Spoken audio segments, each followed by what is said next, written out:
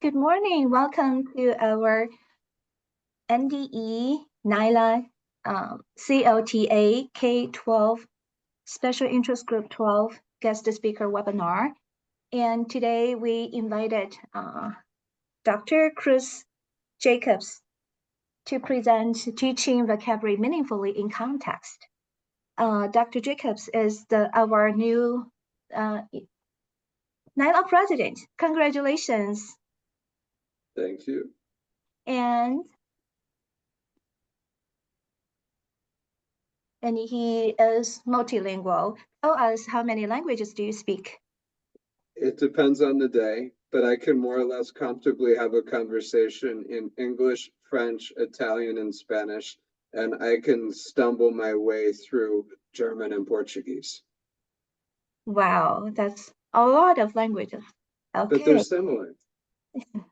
No, they're not that similar. You know, it takes a lot of effort and talent to learn those many languages. Okay, let's get started. Dr. Jacobs, please take it away. Thank you. Okay, thank you for that introduction. It makes me blush to be called Dr. Jacobs because I'm not used to being called that. Everyone I know, even my students, just calls me CJ. So you can just call me CJ, okay?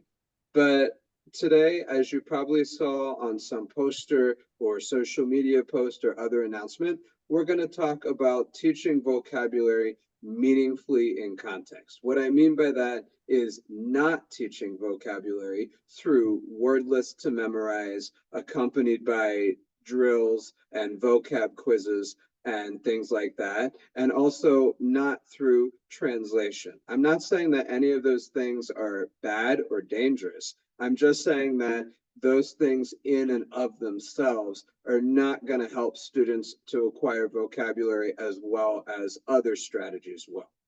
And you're going to see that my examples are in French, since that's what I teach, but I am going to translate everything. There's not much text that is important. And even though my examples are in French, you could find, if you knew where to look, and you probably do, examples of the same type for whatever your target language might be.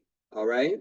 And this is going to be a mix of talk and small group discussion, because learning's an active process. You don't learn just by being talked at least most people don't.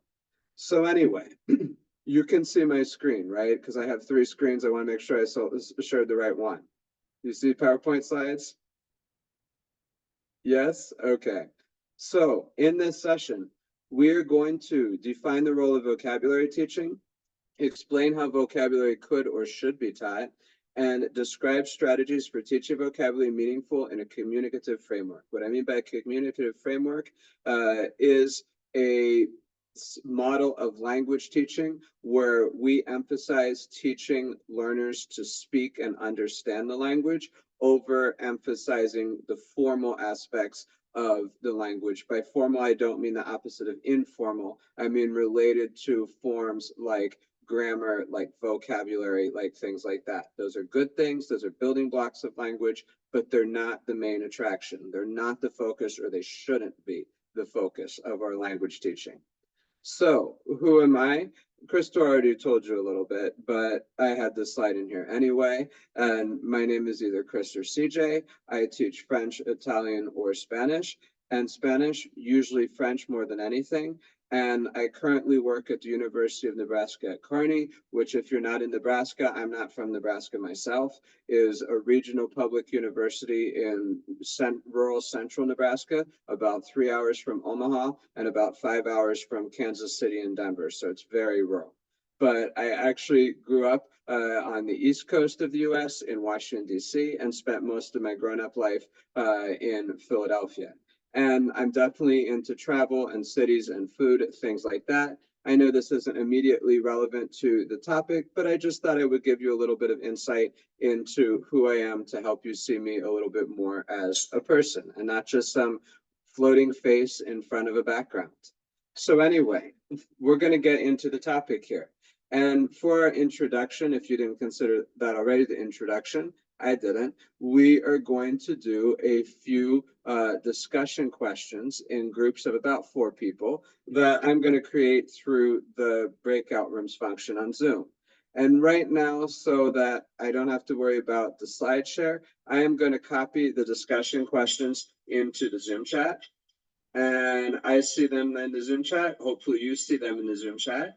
But let's say that I am going to give you somewhere around 3 to 5 minutes to talk about these questions, to answer these questions with whoever might be in your Zoom group, in your breakout room group. All right?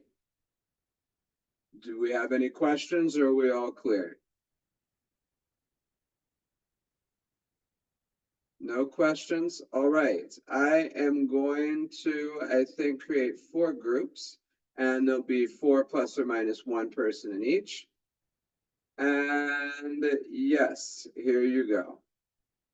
Please accept the invitation. We'll have between 3 and 5 minutes. I'm setting a timer now as people are joining the breakout rooms.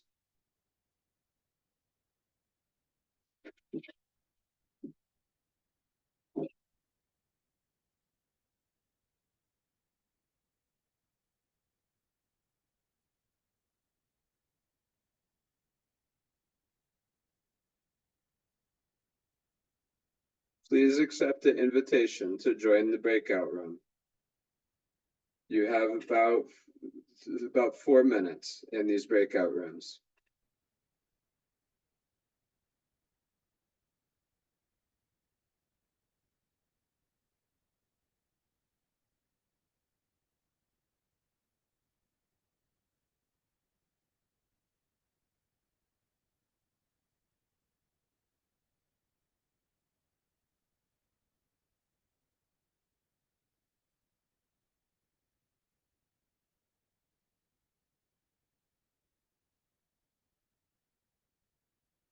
Let's talk a little. It looks like most people, if not all people, are back. So let's talk a little bit about what you said in your breakout rooms. So probably all of you have taken works, you know. probably all of you have taken a second or foreign language, or maybe more than a second language at some point in life, right? So you have some experience as a student in vocabulary learning or attempted vocabulary learning. So tell me a little bit about what your vocabulary learning experience was like as a student. What kind of tactics did your teachers use? How did they work for you? I'm kind of combining these questions together a little bit. But tell us about your vocabulary learning experience as a student.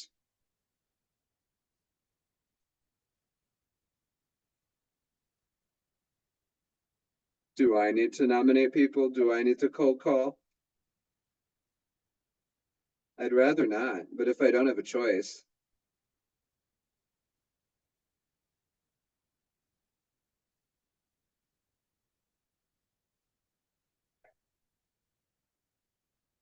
Who's going to tell us first about their vocabulary learning experience? Yeah, I think in that chat, Guan Laoshi said they need more time. I think she might have good response to the questions. With more time? Okay. I'm sure someone is ready to go and can give her a chance to think. Oh, in the chat. They're responding in the chat.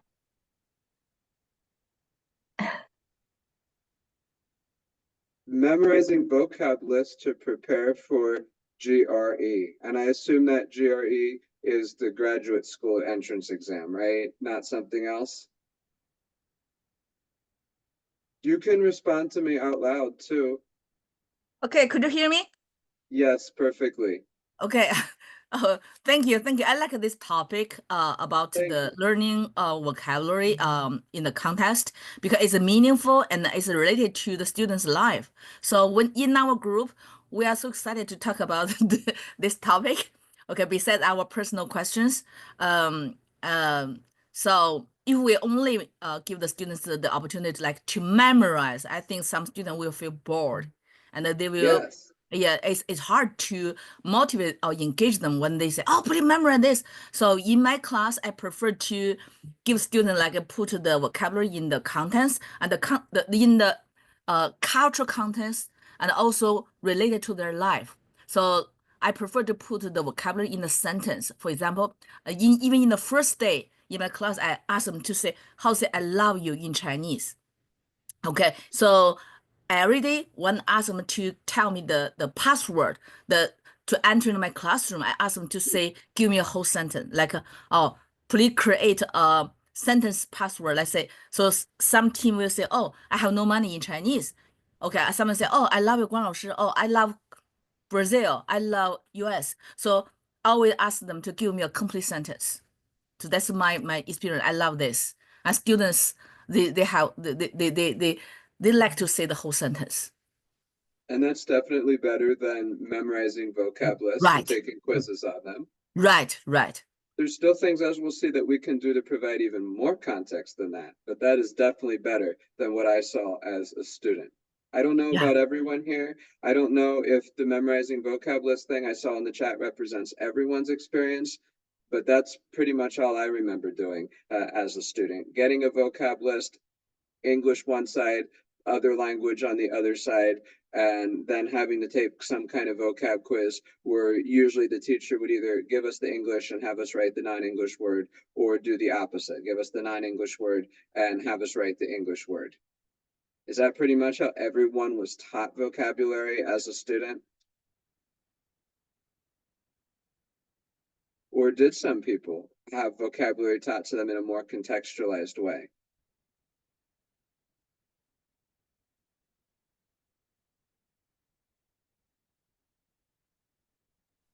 When I was in college, one of my professors, very interesting, he would explain, a new word and tell a little story, some story related to the word. And then he would, he's very smart, so he make connections with everything else. So it's pretty fun, but it helps. So your teacher taught you English words through stories and tried to connect new stuff to old stuff while providing you context. Yeah. That's a great idea. That is a lot better than memorized vocab list. So, yeah, there's nothing dangerous about that, about the memorized vocab list. I guess it can be a good support, but it shouldn't be all that you do. It shouldn't be the focus of what you do, because learning vocab words for a quiz is not actually learning. It's memorizing to take a quiz. Learning is somehow getting the words into your mind in a way that you can use them in spontaneous conversation and spontaneous writing. And while everyone learns differently, memorizing words for a vocab quiz doesn't usually do that. Not for most kids and grown-ups that I've seen. So let's look at the next part here. So what are some common vocabulary teaching strategies? I'm sure that most of you, if not all of you, can relate to most of these. In many classes, vocabulary teaching often involves word list, drills, vocab quizzes, and translation. These can be good, all of them, to practice vocabulary a little bit, but they all need to fit into a larger context, a larger communicative context. Because if you want to learn to communicate, you have to practice communicating. And writing the second or foreign language word in place of the native language word, that's not really communicating, because communicating, at least communicating efficiently, is not constant translation. It is expressing your ideas in another language, ideally without translation, because translation, well, it's bound to happen occasionally, especially if you're talking about something you're not used to talking about, slows you down because it puts an extra step there. It's kind of like if in your city you have a subway or metro that has local trains and express trains.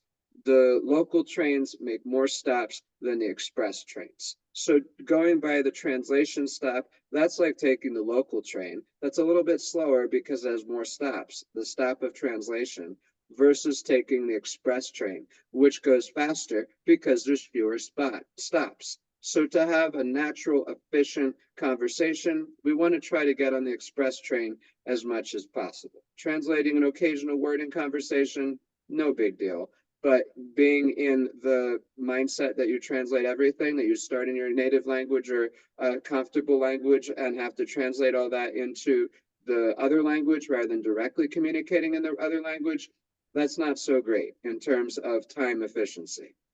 So, what do we know about vocabulary learning? We know that a learner must encounter a word about 13 times in order to remember it. Or maybe it was 14, 15, it's something around there. But I couldn't remember where I heard it. It was some teacher ed class. But anyway, a learner must encounter a word many times, not on a vocab list, not on flashcards, but in context, in a conversation, in a written text, in some kind of spoken text, like a TV show, like a song, like a movie, like anything else. A learner has to see or hear, ideally both, a word in context many times to truly understand it and to truly take it in order to be able to actually use that word. Okay? And I alluded to this a moment ago, but practice theory, and that actually is a thing that is called exactly that, says that you must practice doing exactly what you want to learn to do. So, in a communicative language teaching framework, the general goal, the primary goal, is to get learners to be able to speak a language, to be able to have a conversation, actively participate in a conversation. And according to practice theory and the very related skills acquisition theory, you need to practice having conversations in the target language in order to be able to have a conversation in the target language. Could memorizing vocab lists slightly support that? Maybe, sort of, but it's not enough on its own because it's not the same thing. So, yes, we can do a little bit of that practice, but it shouldn't be the main attraction. And if we want to get learners to use language in context, including vocabulary words in context, we need to try to teach vocabulary in context. And as I said, slows down the process. It's like taking the local train when you could have taken the express train. So let's try to avoid translation when we can. And now on the coming slides, we're going to see a couple ways that you could teach vocabulary in context. Because I'm primarily a French teacher, that's all I'm teaching this semester. Well, that's not true, I have one Italian class. My examples are going to be in French, but there's a lot of pictures, there's a lot of visual cues, and I'm going to translate anything that is really necessary to understanding what we have here, okay? So, next slide. How could we present vocabulary? You will see examples of these. Many teachers who teach vocabulary contextually resort to comprehensible input or CI-based text and TPRS, total physical response storytelling. That sounds like a little bit like what Crystal was describing, where her college English teacher was teaching vocab through stories. This is a good tactic. It's definitely better than vocab list and translation. But we can do better yet. We can present vocabulary even more authentically, more contextually than that. And the way that we can do that is through well-chosen, authentic materials that provide real examples of how language is actually used. I probably should tell you what I mean by authentic materials because I'm sure that can be defined in different ways.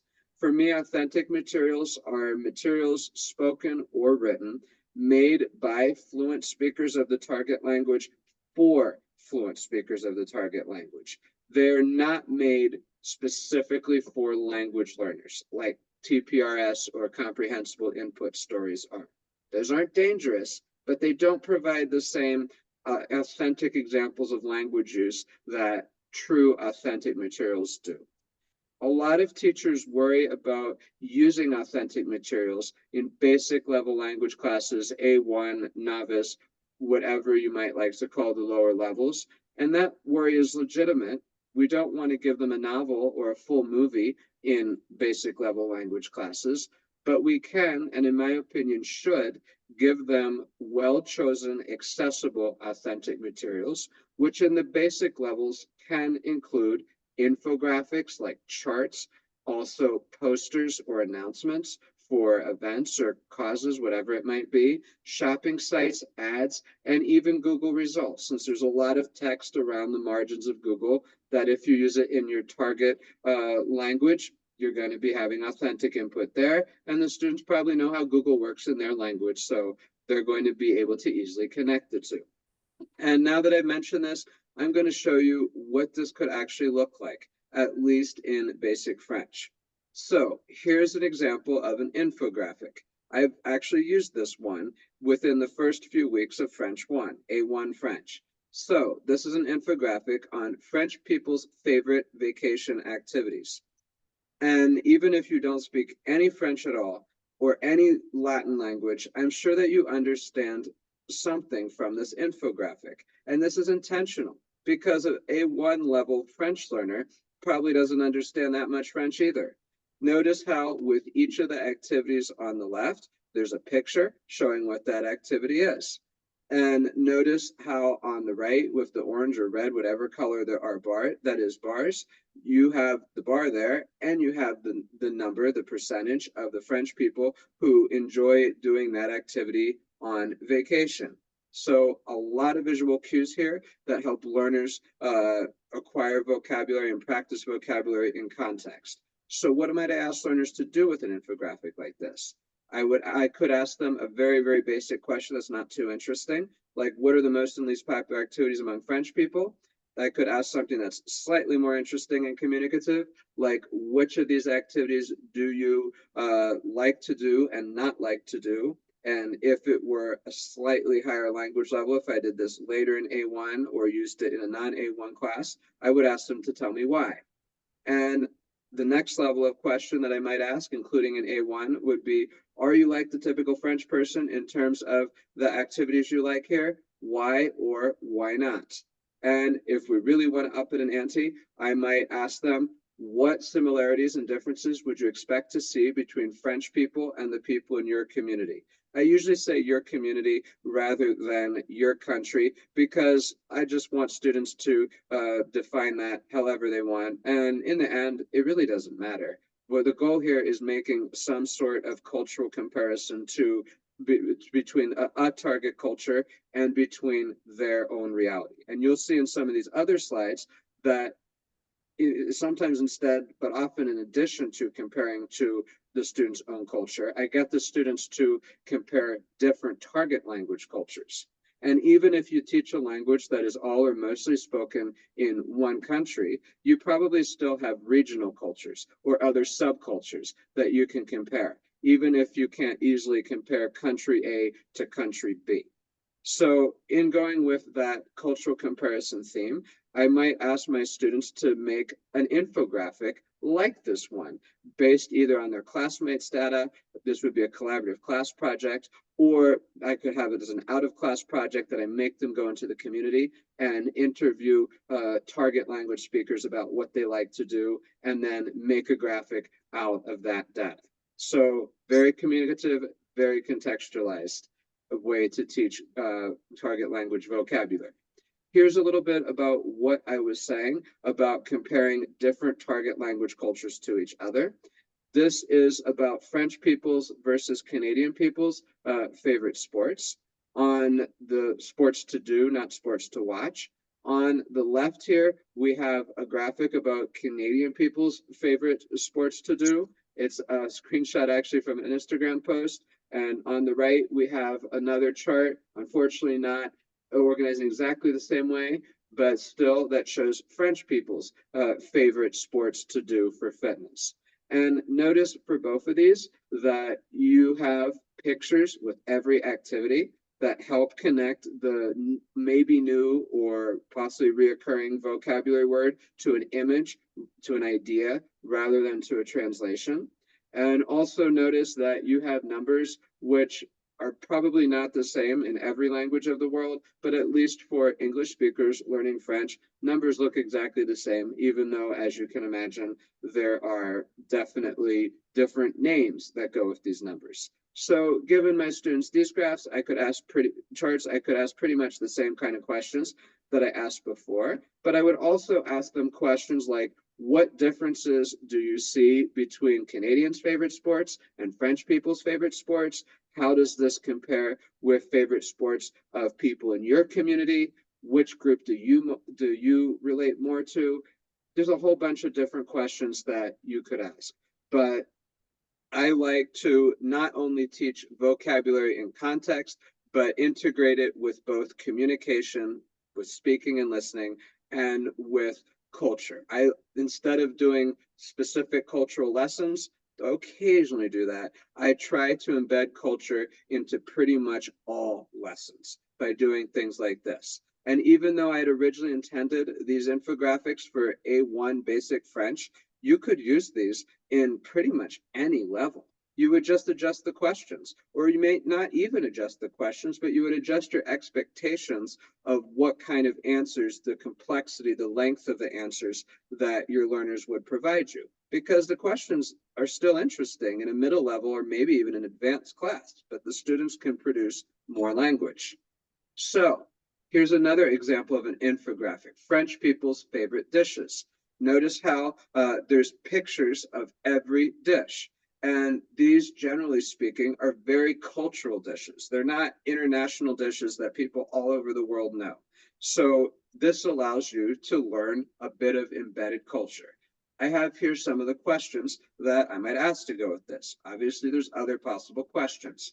And I tried to rank them in the order that I thought was easiest to hardest. So starting with, what dishes do you know? What dishes do you not know? What dishes have you tried? What dishes have you not tried? What are the ingredients of pick a dish? Because in many cases, the ingredients will be basic vocabulary words that they've probably seen or can easily look up. I would also ask them, what dishes do you think you would like? What dishes do you think you would not like, and why? And the answers for either way would probably be because it contains this and I like this, or because it contains this and I don't like this. And I would also ask more cultural questions, like what differences would you expect between your community and France and why in terms of favorite dishes? And again, we could do an infographic extension through a class poll or through talking to local target language speakers, or potentially both. We could do the class poll as an in-class activity and then the talking to local target language speakers as an extension for homework. So that's what I would do for infographics. Here's another. You've already seen enough infographics. You can look at this later. Here's one that is a little bit more involved, but still accessible on French people's winter holiday habits. It talks about gift preferences. It talks about whether you prefer Christmas Eve or New Year's Eve. It talks about how much you plan to spend. And it talks about who's going to cook or where you're going to get your Christmas food and what you're going to eat at Christmas. And you can imagine that this provides a lot of opportunities for cultural comparisons, for discussion, for communication. And you can see that there's pictures to go with pretty much everything. Obviously, it depends on your context, but we can imagine that some of you have students who don't celebrate Christmas or who celebrate different winter holidays or just entirely different holidays.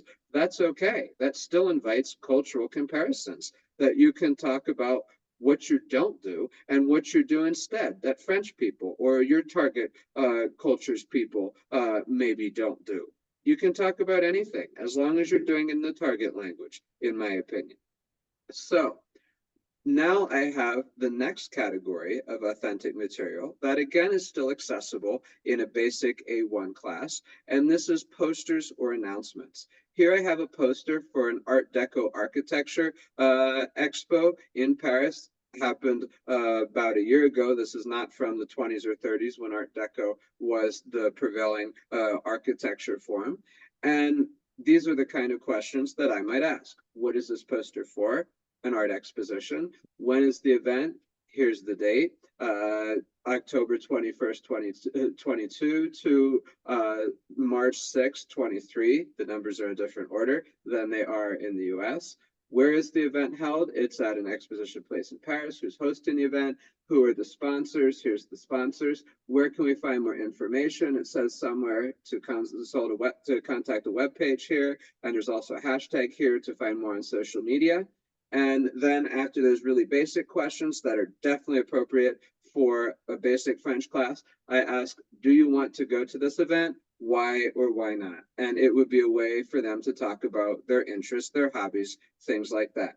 And as an extension, I might ask them to make a poster for another art show or some other kind of exposition to present to the class. And present to the class doesn't have to be standing in front of the class and showing people something on paper or even on a computer. Honestly, I rarely do that, except when we do things like this, like making the poster in class and work collaboratively, that there's only a few groups, only a few results. Usually I have the students post this on a class web page, like a Padlet or a Flipgrid. There's many other platforms that do the same thing, where they can share their work and comment on their classmates' work. So that's one example of how I could use a poster or announcement. Here's another poster announcement. This is for a food truck festival somewhere in rural France. I asked them similar questions. What's the poster for? When is the event? The date? Where is the event? Who's hosting it? Who are the sponsors? Here it gets a little more involved, but still very A1 appropriate. What can you do at the event? It's all here in the circle. There is entertainment, including drift car races, including axe throwing, including kids entertainment, including a bounce house, and including a bar. So that's what you can do. And obviously you can eat. It's a food truck festival. And what can you eat at this event? It doesn't specifically tell you, but there's pictures of food, and I'm just imagining that those are some of the things you could eat, and I'm hoping that the kids will identify, or the students will identify those foods. And then I ask them, do you want to attend this event? Why or why not? To me, these reaction questions are the most interesting and the most important, because they get students to assimilate knowledge, if that's the right word, at a higher level, to interact with content more deeply. And again, my extension activity might be to make a poster, this time a festival poster rather than an expo poster, an exposition poster, though from a learning perspective, it's exactly the same thing. It's just designed to fit the genre a little bit more closely. So here's a very different kind of ad. This is an ad from McDonald's Canada. McDonald's is in probably just about every country in the world. So it's a great opportunity for cultural comparisons, right? So what do I ask them about this very visual ad that has a lot of images, even more so than the announcements you just saw? Whose ad is this? It's obvious. McDonald's has an almost identical logo to in the US and many other countries. What are they selling? These things. I can't read the text. What's this small? What are the ingredients? Look at the pictures and guess what you think the ingredients might be. Which items do you like and not like from this menu and why? And here's the, in my opinion, the interesting question. What similarities and differences do you see between this menu and your country's McDonald's menu? And I'm looking for answers. Well, I'm looking for anything they want to say, but they might say something like, in my country, they have this, but they don't have that. And instead, they have this other thing. They might say things like that, which are very, very A1 appropriate. And you could do this in higher level classes too, and the discussion just gets a little bit more interesting. So an extension for this might be to make a restaurant ad to share with the class. And then after we have all these restaurant ads, we could have everyone decide where and what they want to eat and why. And actually, another extension just popped into my mind as I was telling you that one. I still stand by this one. I still think it's good. But another extension activity, or maybe an intermediate activity in between the different things you see here, that could be really great for communication and cultural comparisons, would be to compare McDonald's menus or McDonald's ads in around the world, with preference, if that's possible, in multiple target language countries, which for French, it is very possible. We could compare McDonald's Canada, McDonald's France, Switzerland, Belgium, different African countries, which I imagine at least some of them have McDonald's. I've never been to sub-Saharan Africa. So yes, great opportunity for cultural comparisons. And here's another menu activity. I got this from a restaurant, a quick serve restaurant in the train station of Geneva, Switzerland. And I just took a couple screenshots of the menu. And you see that there's pictures to go with everything. So that very much helps in acquiring vocabulary and context. And I asked, which items do you like and not? Why? What would you order or not order? Why? And more interesting questions. What would be a good dish for a vegetarian or a vegan or a gluten-free person or a dairy-free person or a person who has whatever cultural preference or restriction it might be, or a person who just has whatever taste for whatever kind of food?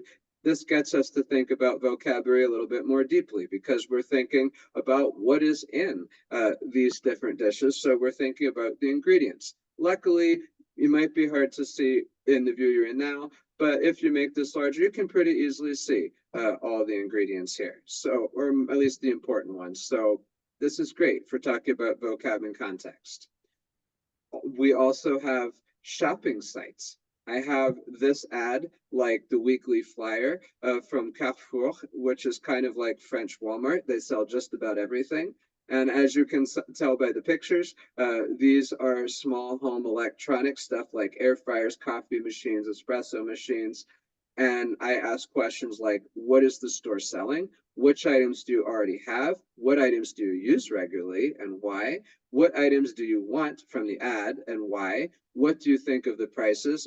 Note that these prices are in euros, they're not in US dollars. And what similarities and differences do you see between France and your company and your country?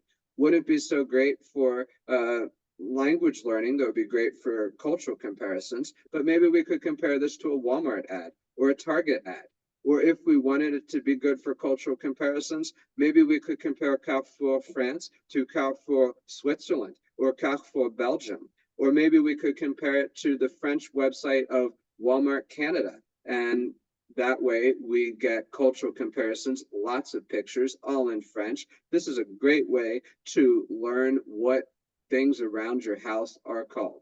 And likewise, we could do this with a clothing ad or a clothing catalog, like this one from Monoprix, which is kind of like French Target. Like Carrefour, they sell pretty much everything, though a lot less electronics, a lot less hardware. And that kind of like Target versus Walmart, they have a slightly different vibe that different people sometimes have different preferences, but they're still stores in the same category. But anyway, with food, I could ask, how would you describe the styles you, excuse me, clothes? I could ask, how do you describe the styles you see here? What do you think of the looks, the outfits? When could you wear these looks? What kind of occasions? And what items do you want and not want and why? And like I can't either because it's a little small for me right now. You probably can't see the text below these pictures, but you can see that there is text, that it says what these items are. So we are acquiring vocabulary in context, attaching vocabulary words to an image and not just to a translation. And we're taking the express train, skipping that one translation stop on the local train. Anyway, here's another example of an ad, a site that probably almost everyone knows, Amazon. Many countries around the world have Amazon. I just took a screenshot of the opening screen of Amazon.fr, Amazon France, and I proposed to my students this scenario. You need to buy gifts for your family and friends. What will you buy them? Why will you buy them that? And from which departments? And the object here would be to learn the names of different departments of a store. And in the process, as they click through these departments, they would also get to learn the names of specific objects, which they may or may not know at this point. But obviously, because it's Amazon, everything would be attached to pictures. So we're learning vocabulary and context, and we're also learning the vocab we really need because we're thinking about our families and friends' needs, preferences, and these are things that we would probably talk about in our real lives outside of the language class, right? So yes, this is how you could use a shopping site. And here is a different kind of accessible authentic material that's not related to shopping, or it's not any kind of ad or announcement. This is a screenshot of the checkboxes for the hotel services or features that Google.fr proposes. Notice how each one, as I'm sure it is in English or whatever your preferred language might be, has a little icon to basically show what the words represent. And to accompany this, I would probably do this in the larger context of having to book a hotel, not just ask him about hotel services, and maybe book the hotel in an even larger context of having to plan a trip. I've done that lesson many times in many different levels and languages, and it's always a hit. But in this stage, with the hotel services screenshot, I might ask the students, what services do you care about and why? What services don't you care about and why? There's no right answers here, and the kids will probably have different preferences, and that's good. That encourages discussion. And then after that, I'll ask, which services are most important to you when booking a hotel and why? And after that, they would have to go book a hotel for our class trip, considering the services that we as a class decided were most important. And I might do this in groups of about 4 or so, that each group would have to propose a hotel to us, present their hotel in Google Slides and PowerPoint, and something that they could share with everyone that includes words and images.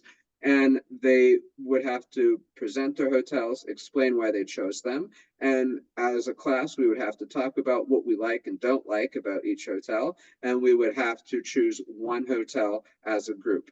Very communicative, very contextualized, and even a little bit of culture. Not like memorizing a list of hotel vocabulary.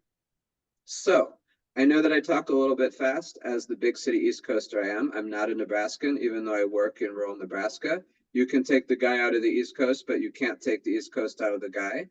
But anyway, hopefully you got a little something out of that. You saw some of the types of authentic materials that you could use to present vocabulary and context, like infographics, like posters, like announcements, like shopping sites, like Google results, especially when there's pictures or emojis. And hopefully you now have a little bit of an idea, though I'm sure we all need some time to digest it, of how you could potentially approach these kind of resources and how you could approach teaching vocab and context. Now I'm going to give you some more discussion questions in groups of 4 or so, though they might not be the same groups as before. And since some wanted more time, and these are probably more interesting questions too, I think I'm going to give you more time this time around. Let's say 7-8 minutes to start. Maybe I'll even give you 10. We'll see how it goes. And I am going to first copy these questions into the chat so I don't have to worry about sharing slides. And boom, there they are. And now I'm going to divide, once my computer gets unfrozen, I'm going to divide you into groups of about 4. And please, please, again, accept the invitation, okay? Here we go, new groups, so you get to talk to new people. Actually, no, these groups have gotten too big, because more people have joined. I am going to create 5 groups this time. Let's see how many this turns out. I might actually create 8, 1, 2, 3, 4, 5, 1, 2, 3, 4, 5. Okay, groups of 5 or so, that works. There's a reason, people, I'm not a math teacher. There's a reason I stick with French and Italian.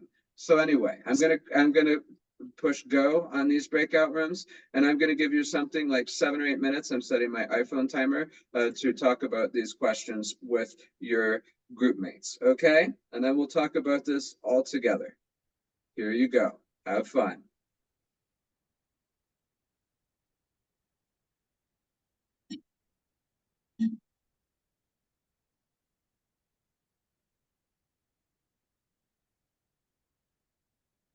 Global company in Chinese.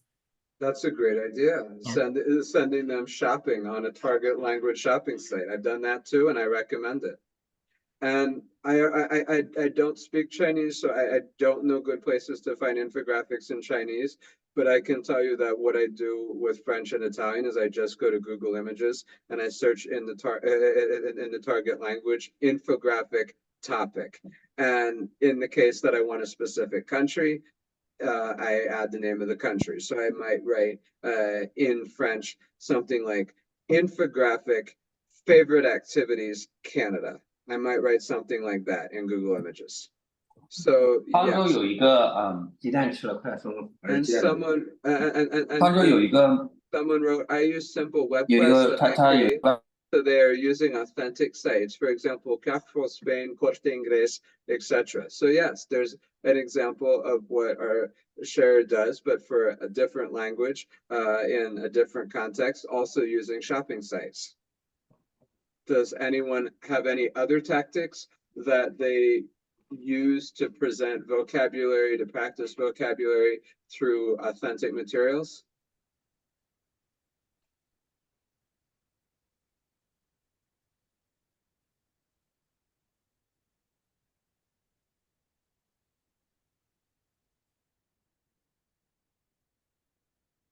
That's okay. We're here to learn. It's okay if you're not already doing much of this.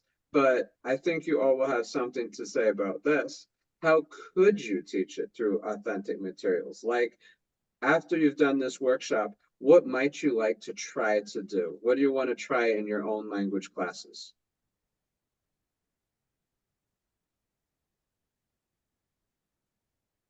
Excuse me, can I use like a comic book, like teaching as an authentic? Well, of course you can. That's a Yes, great right. authentic Yeah, the material. comic book. Yeah, I know. There are a lot of comic Japanese book. Yeah, it's students are very interesting. So I try to find the like a comic book from the website. Like there is American Teen. The book is like just because this is not a book, it's kind of like the people copy and paste on the website. It's not entire book, just about some of the pieces of the pages. So there is a page number, not page number, a comic book is called American Teen, but it is in Chinese. So I use this one to teach my students. Can you please read the book? With the book pages, can you find the Chinese character or Chinese words like American, America? Okay, you don't need to know every single sentences, every single vocabulary, but can you please find the American or America? Okay, just to get these two informations. If the student got so the words, and we can continue to give them more words. Can you please find this one? And can you please find this one? Yeah. So I'm teaching. I use the comic book. Yeah. I think using comic books is a great idea. And assuming I'm understanding correctly, it seems like what you're doing is more of a word scavenger hunt than authentic communication. Though I recognize that Chinese is so extremely different from what I teach, you probably couldn't find a language that is more different. And you have the added complication of the reading and writing system. So I can see why that could be useful for Chinese, though I wouldn't recommend necessarily doing that or just that. I would be more focused on meaning if I were teaching a language that were written in Latin letters that students already understand if they speak English, or Right. that were written in not Latin letters, but still a systematic alphabet like Russian, or even like Japanese or Korean, depending on what Japanese writing system, that it's still an alphabet. You know what I mean? That you don't have this added complication of memorizing a symbol to go with a word or a idea. And honestly, that made me give up on Chinese when I took it up in college. It's like, I can't handle this, all this memorization. So kids deserve a lot of credit if there's Western language speakers who do Chinese. And maybe I'll go back to Chinese one day, but I think that I will be like, I don't care if I know how to read and write. I only want to learn how to speak and listen. Right. So yeah. Right. Yeah. Yes. I agree with you. Yeah. Chinese is very, very different. And it seems Very like that difficult. could be Yes, good same and as my effective for student. Chinese. Yeah, same as my student. My student take the Chinese. Some students know. I only needed to know how to read, how to speak, how do you say hello, how do you say how are you. That's all. I don't need to know how to read and then write. The different student come to classroom is with a different purpose. Yeah, yeah, Sure, I get it because that was me. yeah. But Okay. but comic books are great. Does anyone have any other ideas of things that they've used or things that they plan to use to teach vocabulary in authentic context?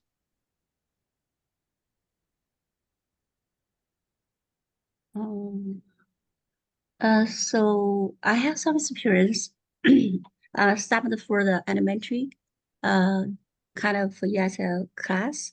The teacher each class use a storybook, and she first will show the word with pictures to show the meaning on the slide, and let the student to explain it the meaning according to the picture. So student guess, usually guess the correct, but sometimes not accurate. So the teacher will, give a more accurate explaining, and then they will read a story. So it's surprising student actually can, master, or at least I think they know what's mean according to the picture, according to the context. So yeah, it's not authentic, but it seems it works. Yeah. Well, that kind of gets into one of these other questions that guessing the pictures is one of the other non-authentic, inauthentic activities you could use to supplement the more authentic activity of later using the words in a story, and then hopefully doing some sort of extension task. So yeah, I absolutely see the value of that. And for the context of a story, I would encourage you to present vocab like that, provided that the meaning of the new target vocab is not already obvious in the story through the pictures. Yes. Thank you. You're welcome. Thank you. Does anyone have any other strategies?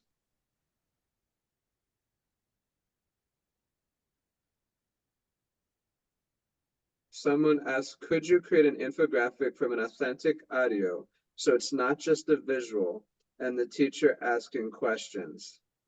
Would this be beneficial in your opinion? So I'm guessing that what you mean by that, Gwen, is that it's not an infographic that you start with, but maybe you're listening to like a radio report or something on survey data. Is that what you mean? And maybe ask the students to generate an infographic from that? Well, just from your examples that I don't know, this just occurred to me now because I do use infographic and I use like when I Nice. travel, I bring back like receipts from a store or something so I can use Nice. authentic. But I was just listening to you, just wondering if instead of like using the infographic as your authentic material, finding an audio that would be appropriate, and then me as the teacher creating an infographic kind of similar to what you could find online, but it's based off of the audio. Do you know what I mean? Instead of it's just me speaking. Does that make sense? I'm not sure I'm explaining myself. Sort of. So are the students going to listen to the audio or are the students only Correct. going to The see the students would listen infographic? to it. And then I would have questions like you do, but just it'd be more of a listening, I guess, authentic listening, perhaps maybe then you would refer that, but Sure, why not? You're expand on it as practicing. an expansion activity, then like you did, then we could have that class discussion. You're practicing different skills. So I think it's a question of what skills do you want to practice? And I think I think at least thinking of my own learning style, I would rather read an infographic, see an infographic than listen if the vocabulary is new, just because I'm like more likely to pick up what I see, and then I also see how the word is spelled than what I hear. But I definitely see the value to that, especially if it maybe comes a little bit later, like not the first contact, but a little bit later in the lesson or the unit to practice the same vocabulary. Okay, yeah. So I was wondering, as long as we're talking, so when on your slides, do you first familiarize the students with the vocabulary? and then you would show one of those infographics. And if the infographics are usually in the target language, like your questions, would they normally be in the target language? Always 100% in the target language. I will never show them an infographic or ask a question in English. And in terms of how I present the vocabulary, what I do might not be what I should do, but what I usually do is that infographic is the initial presentation of the vocabulary, especially if we're thinking of a real basic one like the favorite vacation activities of French people, because it has the word there and it has a picture to go with it. And then I would do activities like what I described. And if I felt like at some point the students needed more vocab practice, though admittedly I often forget this because I sometimes get maybe too set on communicative activities, it could be helpful to have some sort of vocab game or vocab drill or even a boring worksheet type activity somewhere in there embedded in a more communicative context. But anyway, I do everything in the target language, and I usually use the infographic, at least if it's really visual and a really visual infographic, as my initial presentation of vocabulary. There are more advanced infographics out there, like maybe the holiday celebration one, that you might want to precede with something else, with some other kind of vocab introductory activity. Okay, great. Thanks for all of the great ideas. You're welcome. And I'm not telling anyone what the right way is to do things. I'm telling people what I do, which has good and it has bad. There's things I do well and there's things I could do better. So it's interesting to me to hear what other people do also. Does anyone else have any other ideas about using authentic materials to present and practice vocabulary? Is there a question in the chat? Thank you for all the strategies. Could you also share some strategies for teaching words of abstract concepts? I think abstract concept is an abstract concept. What do you mean by that?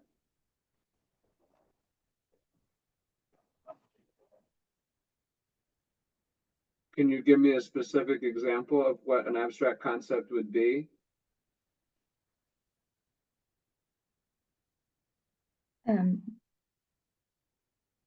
Zhang老师。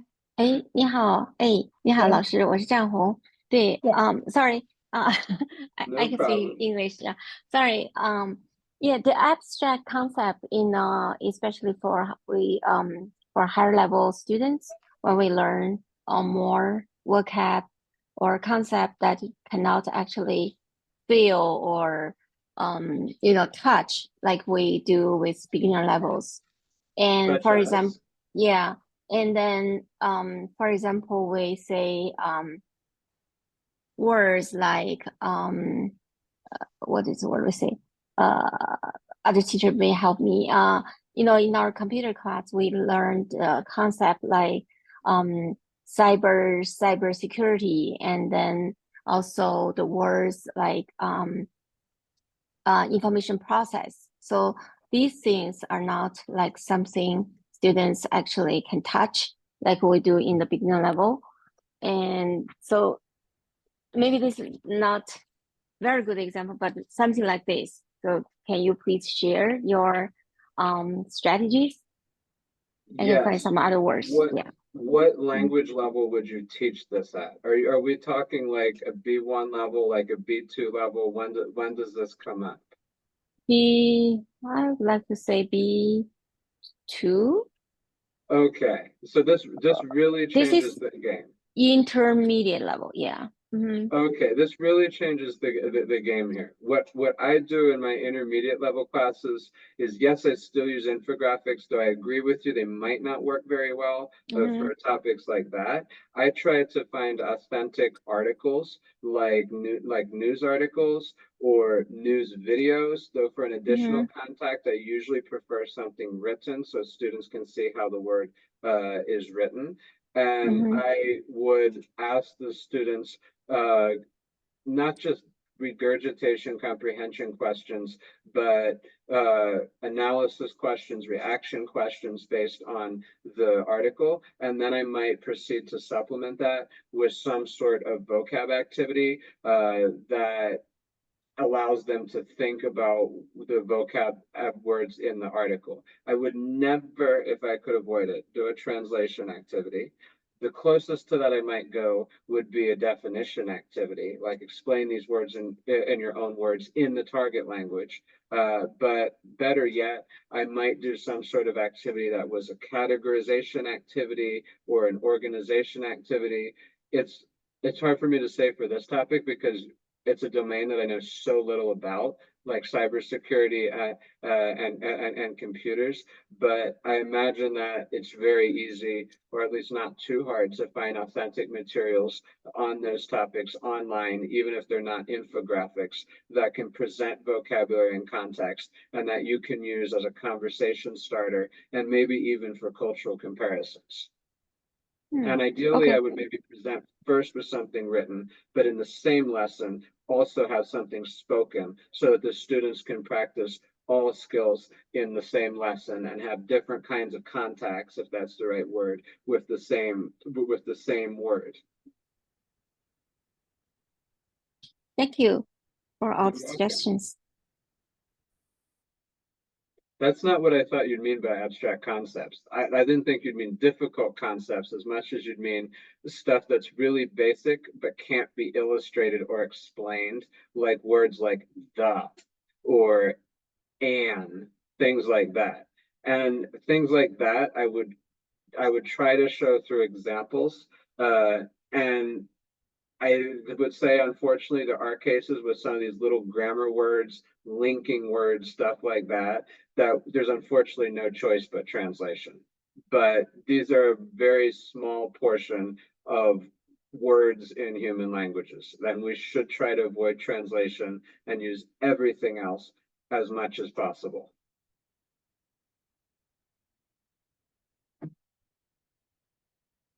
All right, we only have about 5 minutes left. So, and people have already started, which is perfectly great. But what questions do you have for me, or do you have for each other? I have a question. Sure. Hello, hi. Thank you for the great ideas. Because I use book, I think that's a good idea to add more like extension things for student to practice, not only translate. And my question is, for me, I teach 3 different levels, like beginner, kind of beginner, and then like high school credit level. And for the hard part is they always try to use English to express themselves. Even though I said in the classroom there's no English at all, but they keep like talk in English. So I repeated many times. It's really hard for me to. Is there any good ideas like based on your Yes. experience how to, yeah. This is definitely a problem, and it's maybe not the topic of today, but it's still very, very relevant. And disclaimer, you might be teaching a language that's so much harder, that's so much different than what I'm teaching, but this is what I do with French and Italian. On the first day of class, like most places, they get their syllabus. Along with many other things, the syllabus has a section that's called something like language policy. And I say something along the lines of, you're expected to do blah, blah, blah in the target language, to know how to do blah, blah, blah in the target language at this proficiency level. Therefore, I expect you to use the target language at all times that your proficiency level permits. You are, however, permitted to use other languages in these situations. And then I have a list of situations, which includes things like grammar explanations, like emergencies, like classroom management, like sometimes instructions. But I generally don't like to do that in English, only if it's a last resort. And this list of acceptable English or other language situations decreases as the proficiency level increases. And also to get them to use the target language, I give them participation grades. Depending on the format of the class, it's every week or every other week. And I have a rubric for that evaluates the target language use the attendance, how much they participate in discussion, how much they stay on task, how prepared they are for class. And if you don't make a level appropriate attempt to use the target language, you lose participation points. And also, I do not let my students speak to me in English if it is not one of the directly stated English acceptable times. And the way I do that is I ignore them, or I tell them that I don't understand in the target language. They don't get a response from me if they don't ask in French or Italian, and it's something that they should be able to do at that level. And when they're doing small group work, which we do basically every class, I circulate and I listen to them and ask myself in my head, are they using English appropriately, like to maybe clarify task instructions or to talk about grammar? That's okay. Or are they using English to do the task in English when they shouldn't be doing the task in English? Or to just have random conversation that's not related to the task, which that's not okay either. And if I catch them using English for non-okay times, I will say something. I will say, excuse me, in French, please, but in French. And if I see, and I'll hang over them to make sure they do. And if I see this as a repeated problem, participation grade down.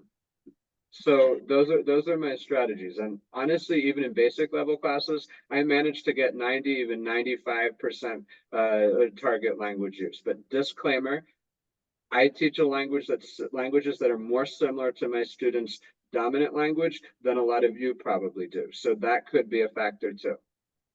Okay, great. Thank you so much for the good ideas and all the solution. Is there possibility like you can share the syllabus? I have my syllabus. I write the similar things, but I want to get more ideas if it's possible. Yeah, it looks like for whatever reason I can't upload a document in the chat, or maybe it's just my own stupidity, but I can. You can get one from me by email. I'll write my email Okay. right now. And Thank you very I'll be much. happy to email a syllabus to Crystal that she can share. Jacob, see it, you're gonna get you. Yes, Thank you so much. you're welcome. And I can send you a couple that are different levels so that you can see what I say at a basic versus intermediate versus advanced class. Awesome. Thank you so much. You're welcome. Excuse me. Can I also say something?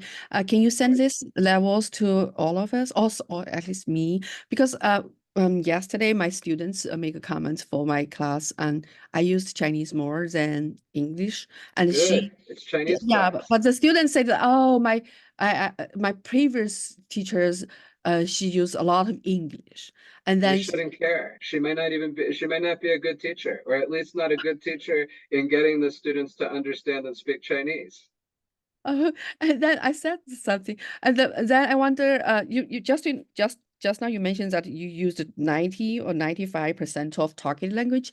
I missed the first part. What level you teach? I'm sorry, it's I university or? teach every level, and I do that at every level.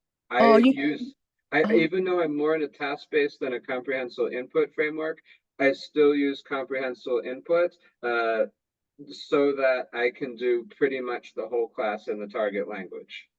Oh, so you mean that, I mean, even the beginning level, you use the 90 or the 95. Try as Maybe much. not the first day or two, but within a couple days, yes.